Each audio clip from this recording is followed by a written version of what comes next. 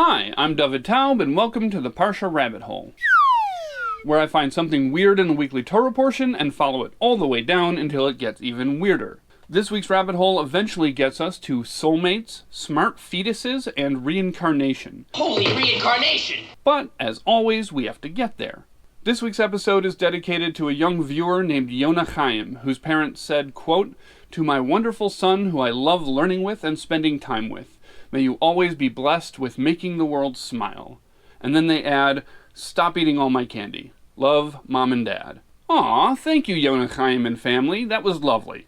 But I'm going to stay out of the family candy politics. That's none of my business. If you'd like to dedicate an upcoming episode of the Parshah Rabbit Hole or make a small recurring donation to help me keep on digging, go to creativejudaism.com/donate. Alright, let's get started. This week's Torah portion, Parshas Tazria, teaches us some laws of Tumah, ritual impurity. But it starts with babies. Even weirdos are cute when they're babies. Specifically, laws regarding a woman who gives birth, when she needs to immerse in the mikveh and bring sacrifices to the temple, as well as a brief mention of the mitzvah of bris milah, so baby stuff. Which got me thinking about some of the weird stuff in Gemara and in Midrash about what a fetus gets up to before it's born. For example, one place in Gemara says that a candle is lit for it above its head, and it gazes from one end of the world to the other. And then it brings a proof from a verse in Eov, or Job, that talks about having a candle on your head. Candle head! Then the Gemara continues and says that you shouldn't be confused by this idea that a fetus can see from one end of the world to the other, because when a person dreams, they can be physically located in one place, but see a dream that takes place in España, which is Spain. So, despite the Gemara's reassurance, I am indeed still confused, which is just what I'm looking for. So that's where this week's rabbit hole starts, with confusing statements in the Gemara about fetuses. So if you're ready to see where that takes us, let's dive in. Okay, let's start with Spain. For some reason, I always like it when the Gemara mentions Spain. I'm not sure exactly why. I think it's because the Talmud exists in such a different world than the one that I live in, and it takes so much work to kind of place myself there, that it's exciting when a familiar geographic landmark pops up. But I was wondering, why Spain? Spain is mentioned in this context throughout the Talmud as a far-off land, kind of the way people sometimes use Timbuktu. So I asked some friends of mine who are smarter than me why they thought it was used this way, and they pointed out that up until the discovery of the Americas in the late 1400s, Spain was pretty much the edge of the world, for the people who weren't living past that edge. There it is, the edge of the universe. And in ancient maps, you can see that very clearly. Okay, so now that we know why the Gemara used Spain specifically, we still have to figure out what's going on with the fetus seeing the world from one edge to the other. The thing is, none of the popular commentaries had anything to say about it. But I dug around a little bit, and I found an explanation from Rashi. Not in this commentary on the Talmud, but in a lesser-known book called Sefer HaPardes. He says that the reason why the Gemara makes the dream comparison is because just like a person can wake up from a dream and have no recollection of what they saw in that dream, that's how it works with a fetus. So that explains why we don't remember our prenatal exploration of Spain, but it doesn't explain why it happens. It actually makes it even more confusing, because if we don't remember it, then what's the point? But don't worry, because it gets even more confusing. A lot of you have probably already heard this next thing before, but I couldn't not include it. The Gemara continues and says that the fetus actually learns the entire Torah while in the womb. And then it brings a couple of verses as proof. But then it says that as soon as the baby is born and it enters into the real world, an angel comes and hits it and makes it forget the entire Torah. So like I said, this is pretty well known, and you've probably heard it before. You've probably also heard that that's where the philtrum comes from, which is that little indentation in the upper lip. And I've heard a lot of people quote that Gemara as saying that the philtrum is the mark left when the angel takes away all of the Torah knowledge. But the Gemara doesn't actually say that, and there's really no real source for it. It's just a thing people say. Or maybe we all just collectively forgot the source for it when we got this thing. Touched by an Angel after 60 Minutes, CBS Sunday. But even without the philtrum origin story, the Gemara is plenty weird. First of all, it seems from that thing from Rashi earlier that the fetus doesn't remember its visions of geography just because that's the nature of the experience, like a dream. But in the next part of the Gemara, it seems like the Torah knowledge has to be extracted by force, which is an interesting distinction. I don't have any explanation for that, but if you do, please put it in the comments. But the main question on all of this is, what is the purpose of those experiences if we have no memory of them? So I dug around and found an answer from Bnei Yissaschar, which is a Hasidic work from the early 1800s. I actually found some other answers too, but I like this one the best because it has a fun analogy at the end. He says that Torah by its nature is beyond the comprehension of human beings, and without divine assistance we would never be able to access any of it.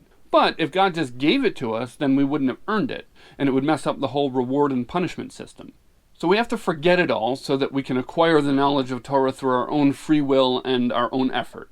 In which case we're back to square one. What's the point of learning it in the first place? And he answers that it's because some of the residual effect of that Torah knowledge remains engraved in us. That's a gift to us from God, but then it's up to us to bring that from potential into actuality throughout our lives. But without that residual Torah that's given to us by God, we would have no way of accessing any of it. And then he gives an analogy. He says it's like a fish that swims in the water. No matter how much it works and strives and trains, it will never be able to fly through the air like a bird. Okay, so first of all, like I said, I love that analogy. The imagery is fun. But it also means that according to the Bnei Yissaschar, we are the fish that can fly through the air. Every time we learn Torah, we're doing something humanly impossible. What most humans generally find impossible to understand. And the reason that we can do it is because of our fetal study sessions, which I think is very cool. Okay, so now we're going to move on to a different Gemara about marriage. It says that when Reish Lakish would teach the laws of a soita, which is a woman who is suspected of adultery, he would preface by saying that heaven matches a woman to a man based entirely on his actions. Then the Gemara adds in the name of Rabbi Yochanan that making a match is as difficult as the splitting of the sea when the Jews left Egypt. Okay, so we're going to ignore how something could be difficult for God. There's a lot of interesting explanations on that, but we're just going to leave it be because we've got to get to the fetus connection. The Gemara then asks a question from another statement about how matches are made. It says that 40 days before a fetus is formed, a bas kol, a heavenly voice, declares, "The daughter of so-and-so will marry so-and-so." And then some other declarations about that fetus's future property ownership. So the question is, which one is it? Is the match based on your actions, or is it destined before you're even born? So then the Gemara gives an answer, and it says, it's not a problem. The heavenly voice declares the match for a first marriage, and then a second marriage is determined by one's actions. Now, you could ask, why not both? God knows everything, right? So why can't the match based on your actions be declared before you ever even do those actions, before you're born? You want a piece of gum? If I do, it's only because I was predestined to want a piece of gum. Whoa. Rashi answers this with a statement from another Gemara that everything is determined by heaven except for the fear of heaven. In other words, when it comes to decisions of right and wrong, that decision is yours and it's not predestined. So therefore, before a person's even born, before they've lived their life and made decisions, there's no way for that heavenly voice to declare who their match should be based on the decisions they haven't made yet. Which then leads us back to the Gemara's answer, that the first marriage is declared before they're born, and a second marriage, after they've lived their lives for a while, is determined by their actions. But what about this bit about it being as difficult as the splitting of the sea? That's the second marriage, the one that's based on a person's choices and behavior. So what's the big deal? Just do the math and figure it out. There's a whole heavenly court system put in place for just this sort of thing. They've got scales and everything. According to Rashi, the problem is because the second time around, it's purely a calculation based on actions. But they're not soulmates. That's the first one. So that's why it's so difficult, because they're not destined to be together. Now, if that answer bothers you, don't worry, because I've got one that will bother you even more. This is from Shita Mikubetzis, which is a 16th century compilation of commentaries on the Talmud. It says that there are some who explain that the reason why the second match is compared to the Exodus is because in order for the Jews to leave Egypt, God had to kill a lot of Egyptians. And this is the same for a second marriage. This couple is already married to other people, so God has to start killing off the first husband and first wife so that the remaining parties are now available to get married. Well, so, like I said, that's pretty rough. One little technical thing is that it seems like this answer only addresses widows and widowers and not divorce. But I think it could be easily extended by just saying that God has to kill the marriage, so to speak. Anyways, the most fascinating thing about this answer to me is that it changes the entire meaning of difficult. It's not logistically problematic, it's ethically problematic. And I think it's very interesting to think about the challenging parts of our lives as being ethically troubling for God, whatever that means.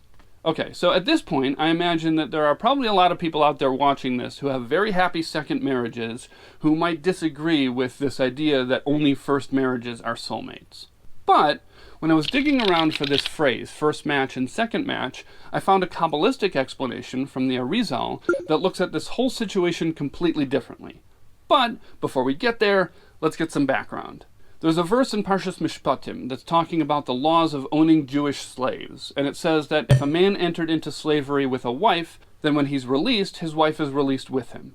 I'm not going to get into what the literal meaning of that verse is, but the commentaries explain there that all of the details in all of these verses teach us all sorts of limitations and stringencies that require one to treat slaves very well, which takes care of all of the issues and makes the subject not ethically problematic at all. But we don't have to think about any of that anyways, because what we're thinking about is the Kabbalistic interpretation of this verse. The Zohar looks at all of these verses about being released from slavery as being about reincarnation. Reincarnation breaks no physical laws as we know them. And it says that this verse is talking about a couple who is married, and they aren't able to have children. But Hashem doesn't withhold reward from any creation. So when the verse says that they will go out of slavery together, it means that they'll be reincarnated together and that they'll be reunited in their next life. Okay, so to me that's pretty powerful already. But the Arizal takes that and applies it to our first and second marriage Gemara. He says that first marriage and second marriage doesn't mean what we think it means, because we can see with our own eyes that many second marriages are better than the first marriage. So first and second marriage here must mean something else. And he explains that the first time a soul comes into this world, meaning that they haven't had any previous lives yet, it's a new soul, then their predestined soulmate comes into the world with them, and the match is easy. But if they need to be reincarnated, meaning that they made some mistakes or have some unfinished business that needs to be dealt with through another trip back to Earth, then things start getting complicated. Because they made mistakes in their past lives, now there are accusers above in the heavenly court who make it difficult for them to find each other. And even after they find each other, they fight, and it's challenging. And that's what it means when the Gemara says that it's as difficult as the splitting of the sea. Because even though they are destined for each other, they are soulmates, because of their past actions, there's accusers above that are making it difficult. And the reason why it's called a second marriage is because it's the second time that these two souls have been married to each other. Okay, so I really love this. First of all, it removes chronology within a single lifetime from the equation of which marriage is the one that was announced by a heavenly voice before the person was born. According to this, it might take a first or second or third or whatever marriage for two soulmates to find each other, which maybe can feel a little bit discouraging, but I think it can also feel very hopeful. But what I love most about this is the idea of a love story that spans multiple lifetimes. And that even when a marriage goes through difficult times, that doesn't necessarily mean that they're not meant for each other. It could just be that there are angels with grudges and baggage from previous incarnations that they've got to get past. Alright, that's it. That's the rabbit hole. As always, if you have any questions or insights or things I missed, put it in the comments. Also, I'm thinking about creating a program that teaches people how to do their own rabbit hole style learning. So if that sounds like something you might be interested in, please let me know in the comments or reach out to me on creativejudaism.com. Thank you for following me down the rabbit hole. If you can't find your way out, maybe you will in your next life.